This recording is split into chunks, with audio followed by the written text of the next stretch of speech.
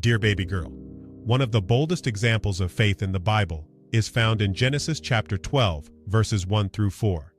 In this account, God challenged Abram to leave his homeland to receive a special blessing.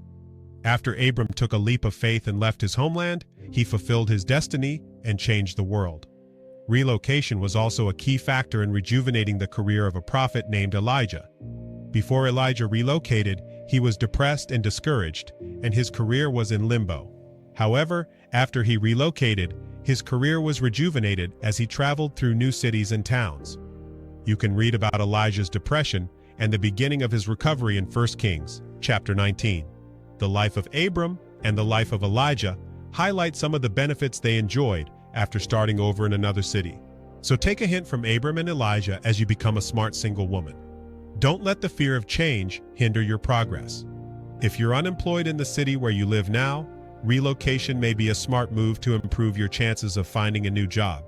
In other words, if you can't find a job where you are, consider going where there are job vacancies and people are being hired. If you have specific skills, consider a place where your skills will be appreciated. In many cases, employers are more interested in hiring applicants who can make an immediate impact on corporate profits than hiring applicants who will require weeks or months of training before they become productive. In closing, always remember, if you need my help when life seems unfair, you can always come home, and your dad will be waiting at the top of the stairs. Signed with all my love, your dad.